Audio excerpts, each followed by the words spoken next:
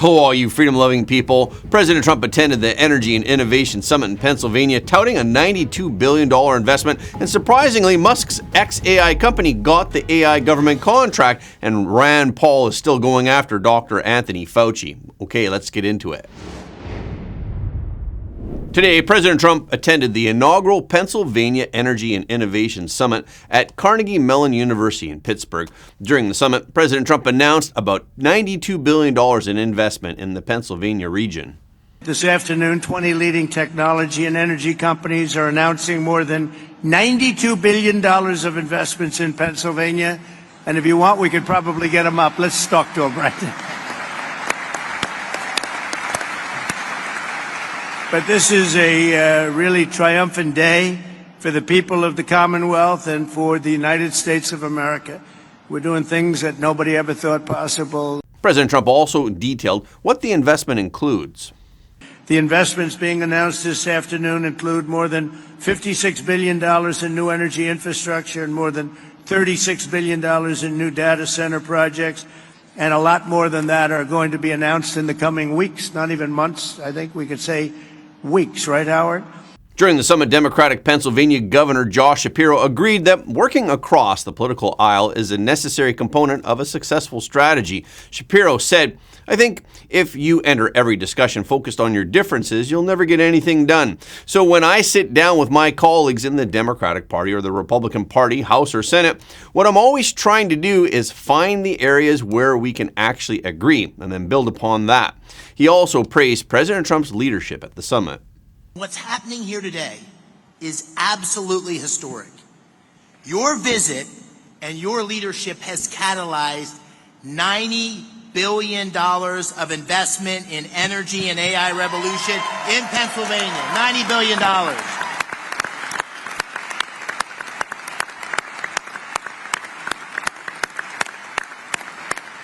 Your presence and those commitments showcase Pennsylvania's story to the world. And today's summit begins to deliver on the promises that you and I made to the working families of Pennsylvania by creating many thousands of new jobs. David Sachs, who is the White House AI and crypto czar, explained why this investment is important for the United States. What is the most important message that you want to get across as the AI czar at this summit? Well, I think the most important thing is that the United States win the AI race. Artificial intelligence is a profound and transformative technology. It's going to have huge economic ramifications. It's also going to have military ramifications. We want the United States to win this race. We want it to be the most powerful country in AI.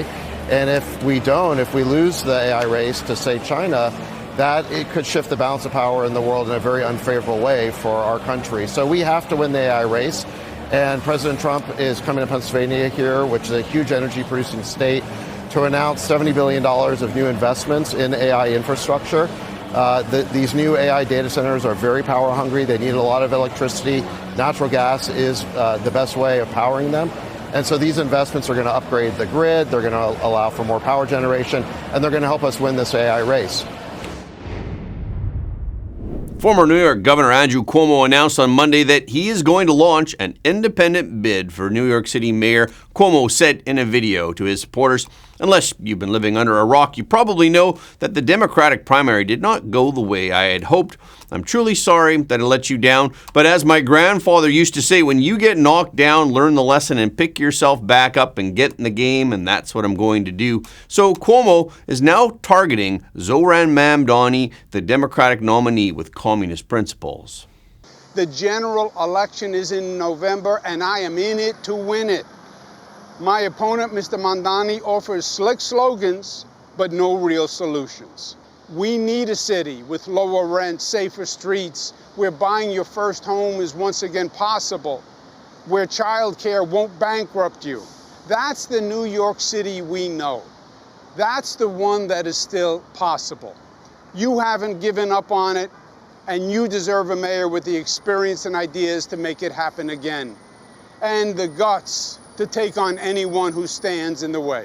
Right now, Mamdani is receiving a tepid reception from national Democratic leaders, and power brokers are wary of his leftist views, but recent polls still show Cuomo trailing Mamdani and Mayor Eric Adams. Republican nominee Curtis Sliwa and Jim Walden lag far behind.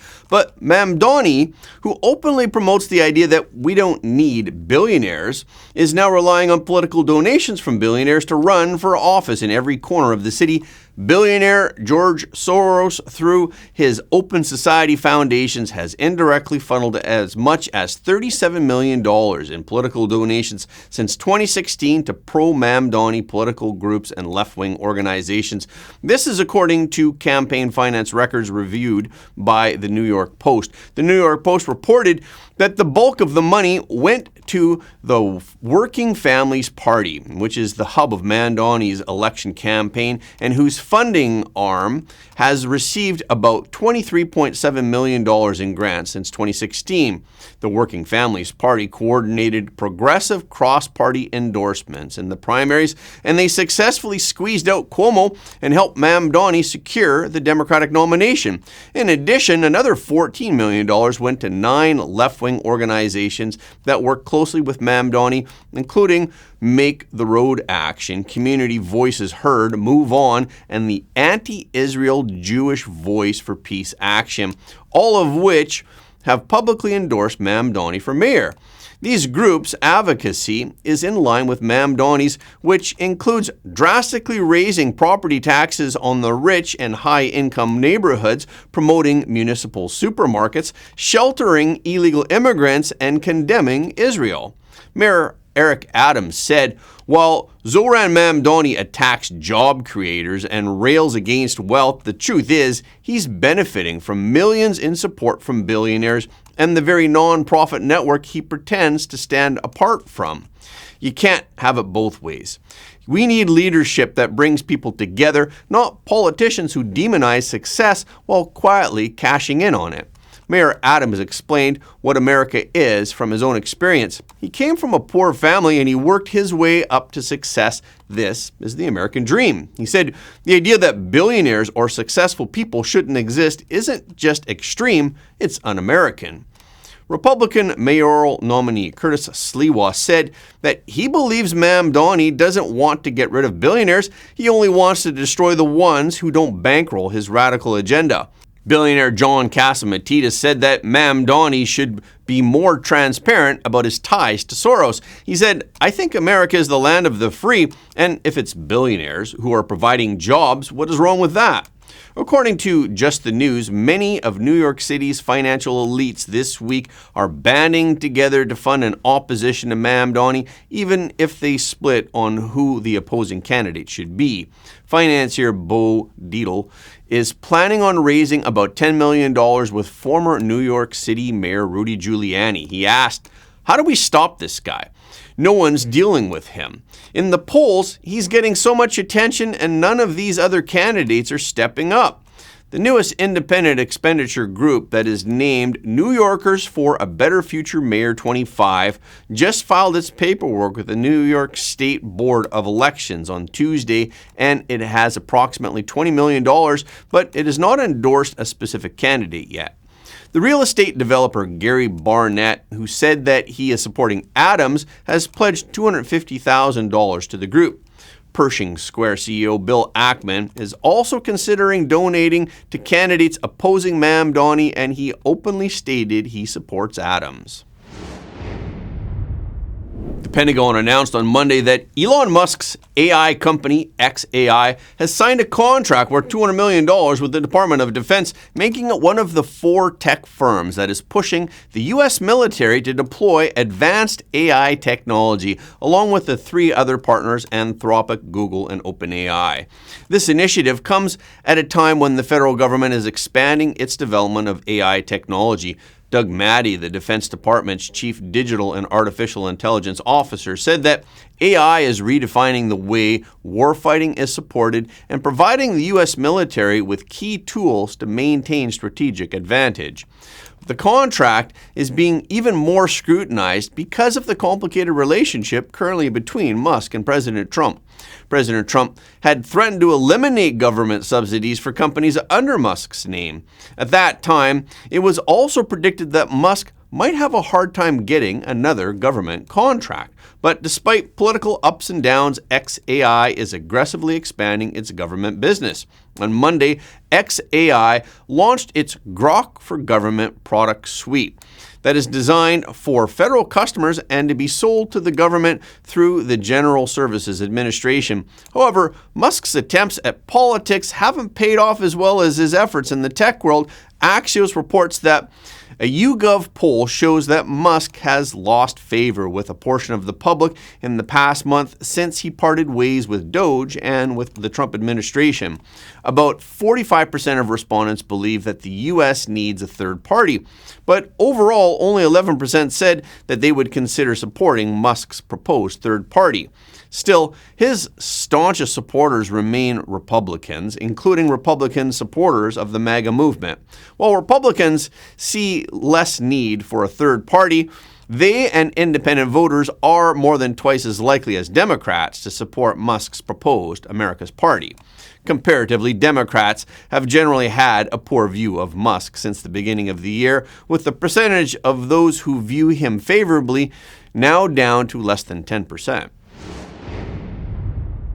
Yesterday, Senator Rand Paul announced on X that he would revive his criminal referral against Dr. Anthony Fauci. Rand Paul wrote on X, "Today, I will reissue my criminal referral of Anthony Fauci to Trump DOJ."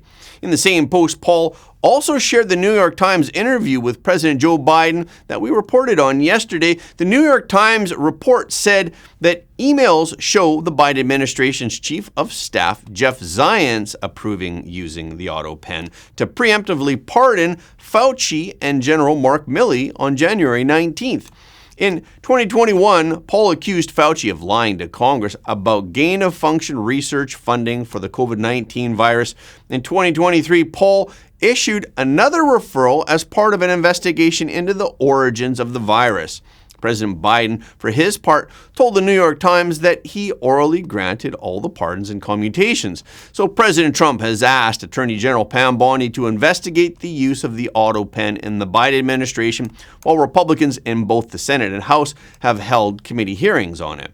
Yesterday, President Trump also mentioned the auto pen while hosting the NATO Secretary General Mark Rutte at the White House. Mr. President, on a separate topic here, President Biden, of all people, spoke to the New York Times over the weekend. He did not speak to them on the record during his time in office at all, but he spoke to them recently. And he defended his use of the auto pen and said that he signed off on every decision. But at the same time, the Times reports that he did not individually approve each name for the categorical pardons that applied to large numbers of people. What are your take on that? Any new revelations from that? Well, I mean, you're talking about the auto pen. Look, the auto pen, I think, is maybe one of the biggest scandals that we've had in 50 to 100 years. This is a tremendous scandal. And I know the people on the other side of the, see that desk, that Resolute desk? Unfortunately, he used it before me. But, you know, we have our choice of 7 desks. They're all beautiful. But I chose the Resolute, and so did he. And I guarantee you he knew nothing about what he was signing. I guarantee it. So they're going to figure it out, and we'll see what happens. But to me, the auto pen, you know, you elected president. Today, House Oversight Chair James Comer issued a subpoena for Annie Tomasini to appear. Tomasini was the former Deputy Chief of Staff of the Biden administration. The subpoena is part of Comer's investigation into President Biden's use of the auto pen and his mental fitness while in office. Tomasini is expected to speak with investigators on Friday. Comer also subpoenaed Kevin O'Connor, who was President Biden's former White House doctor. Previously, O'Connor refused to cooperate by invoking the Fifth Amendment and by citing doctor-patient confidentiality. And tomorrow, the committee is also set to interview Anthony Bernal. Bernal was a longtime senior aide to Jill Biden. The price of Bitcoin traded above $123,000 at its peak point on Monday. This is the first time Bitcoin surpassed $120,000 Jeff May, the chief operating officer at cryptocurrency exchange BTSE, said in a statement sent to CNBC, "We believe that Bitcoin's surge is driven by long-term institutional buyers." The price spike is also linked to upcoming cryptocurrency regulations. In the United States, the U.S. House of Representatives began considering a series of crypto bills on Monday in what was dubbed Crypto Week. The three bills that are part of Crypto Week are the Genius Act that deals with stablecoins, the Clarity Act that deals with digital assets, and the Anti-CBDC Surveillance State Act. Last week, U.S. Representative French Hill explained. In the middle of making crypto policy for the United States of America, you have an upcoming Crypto Week. Tell us about that. Well, right now, digital assets, cryptocurrency, and everything related to using financial payments on a blockchain is basically not regulated, not clear to consumers, investors, entrepreneurs how to use it, how to avoid federal prosecution.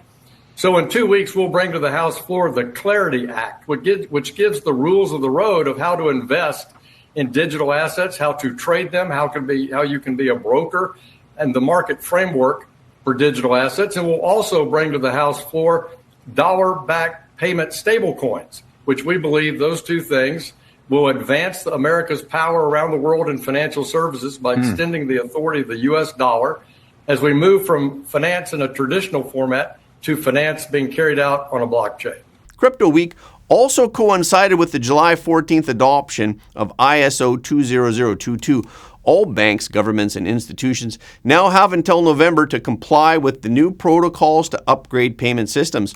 The use of blockchain payments will make global payments possible using alternative currencies such as with stable coins at fractions of a penny per transaction. And payments will be almost simultaneous as opposed to the current system using fiat currency that may take days to send money around the world, and the banks on each side both take a cut. And since the payments are ledgered on blockchain, this will alleviate most fraud since the money can be tracked and a clawback is possible. The potential laws being proposed in Crypto Week aim to provide a clear regulatory framework for stable coins and the digital asset industry. These policies have long been sought after by the industry, and they are supported by President Trump. President Trump himself is a supporter of cryptocurrency and alternatives to fiat currency. President Trump is also involved in several cryptocurrency ventures, such as World Liberty Financial. One of the most significant bills under consideration is the Genius Act, which could establish federal guardrails for U.S. dollar-pegged stablecoins and allow private companies to issue digital dollars. But when people hear crypto, they usually think of Bitcoin and the many Ponzi schemes that are out there right now. Speaking of Bitcoin, Tony Sycamore, an IG market analyst, said it's riding a number of tailwinds at the moment. He cited institutional demand, expectations of further gains, and support from President Trump as the reason for the bullishness. He also said it's been a very, very strong move over the past 6 or 7 days, and it's hard to see where it stops now. It looks like it can easily have a look at the $125,000 level. Meanwhile, Hong Kong's cryptocurrency ETFs have risen in tandem, and China's ETFs all hit new highs. But all this good news doesn't mean that investing in cryptocurrencies is a sure thing. Recently, a large-scale virtual currency management platform, the DGCX Shinkongjai platform, which claimed to earn 2% per day, suddenly closed down and swept away more than $1.8 billion US dollars. The platform claimed to be the Dubai Gold Commodities Exchange China representative office. The platform claimed that by investing in USDT, US dollar stable tender, users would earn 1 to 2% daily, with an annualized return of up to 300%. As a result, it attracted more than 2 million participants, but the platform's investment threshold was only 1,000 USDT, and most users didn't have real trading privileges, and they just left their funds to their so-called superiors to operate on their behalf. According to the information provided by investors, the internal structure of the platform was a pyramid structure. In China, They were divided into 4 zones, each with 9 levels. Participants relied on the number of recommended participants to get promotions and higher profit distribution rates. Therefore, it's often the case that after a person has joined these Ponzi schemes, they will persuade their family members, relatives, classmates, colleagues, and friends to join the scheme as well. The more people one mobilizes, the higher one's rank and the higher the percentage of dividends one receives. Participants at the low end of the scale will not hesitate to give their funds to their superiors, who are their referrals and trusted acquaintances. On the technical level, the platform used American servers to build a trading system, and they hid the flow of funds by means of Cloudflare and coin mixer technology. So don't think that just because it happened in China has nothing to do with us. This kind of virtual money financial fraud targets human weaknesses, not nationality or ethnicity. And this is one of the reasons that we need the regulation that the House is debating this week. The DGCX virtual currency platform is not set up in China, but is hidden outside of China. After the platform was closed, the owner of the platform was also hiding outside of China. So financial fraud has no borders. Yesterday, we mentioned that President Trump threatened Russia with very severe secondary tariffs if President Putin does not agree to a ceasefire with Ukraine in 50 days. Yesterday, during the meeting with Ruta, President Trump said, "I use trade for a lot of things, but it's great for settling wars." President Trump also said that First Lady Melania Trump convinced him that President Putin has continually backed out of his promises over a possible peace deal with Ukraine. How did you tell Putin this was coming? I speak to him a lot about getting this thing done. And I always hang up and say, well, that was a nice phone call. And then missiles are launched into Kiev or some other city. And I said, it's strange. And after that happens 3 or 4 times, you say, the talk doesn't mean anything. My conversations with him are always very pleasant. I say, isn't that a very lovely conversation? And then the missiles go off that night. I go home, I tell the First Lady, I spoke to Vladimir today. We had a wonderful conversation. She said, oh, really? Another city was just hit. So it's like, look, he's, I don't want to say he's an assassin, but he's a tough guy. It's been proven over the years. He's fooled a lot of people. Moscow has repeatedly attacked Ukraine with drones and missiles following phone calls with President Trump. In the meeting with Ruta, President Trump confirmed that he is going to send the Patriot missiles to Ukraine. Will these be Patriot missiles specifically, or Patriot batteries that you're planning? And Everything. when do you everything? It's Patriots. It's all of them. It's a full complement with the batteries. And when do you expect them to arrive in Ukraine, sir? Well, we're going to have some come very soon, within days, actually. Because a couple of the countries that have Patriots are going to swap over and will replace the Patriots with the ones they have. And Matt will coordinate with NATO.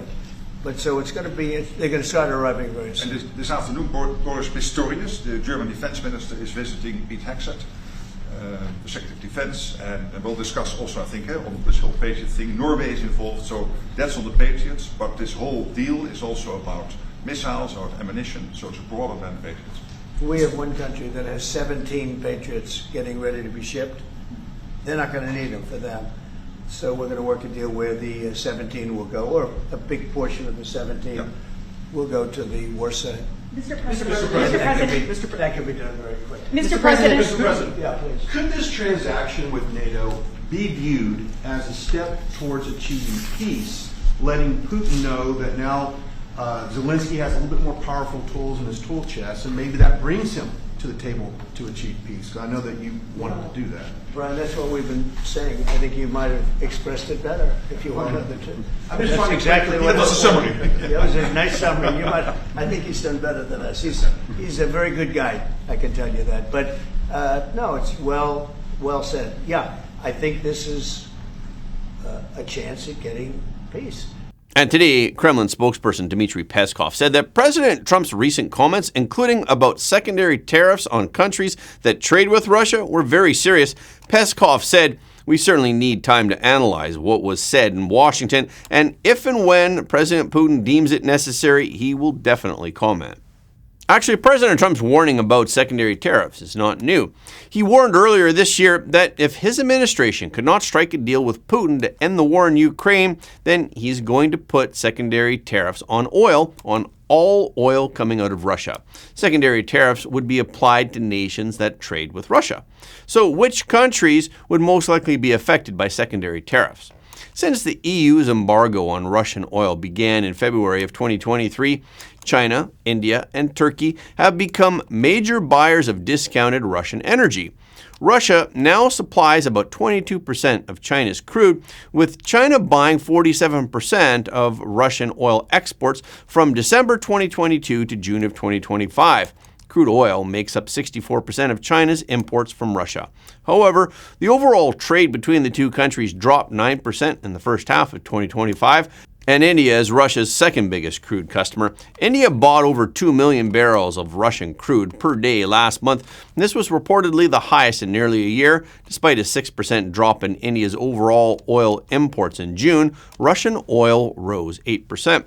And since December of 2022, India has purchased 38% of Russia's crude exports. After a July 2024 summit, India and Russia reaffirmed energy trade as a key part of their partnership, and they agreed to explore new long-term deals. Turkey is also one of the world's largest importers of Russian oil. Turkey's imports of seaborne fuel oil rose 75% in May to 430,000 tons. Meanwhile, the EU is still the top importer of Russian liquefied natural gas at 51%. But today, EU Foreign Policy Chief Kaja Kallas said that EU countries are close to reaching an agreement on a new package of sanctions against Russia. Before a meeting with the foreign affairs ministers from 27 EU countries in Brussels, Kallas expressed hope that the EU would reach a political agreement on the 18th sanctions package. She said, "We are very, very close. I hope it comes today." The proposed sanctions package includes a plan to lower the oil price cap from $60 to $45 per barrel. Oil exports make up 1/3 of the government's revenue in Russia. And that's a wrap for this episode. Thank you so much for your support of Front Page. Please remember to leave a comment below the video. This is really helping us to be seen all around the world. The more people who watch Front Page, the more freedom-loving people the world will have. And please hit the like button and hit the notification bell after subscribing. And please share this video with your friends and family because everybody deserves to know the truth.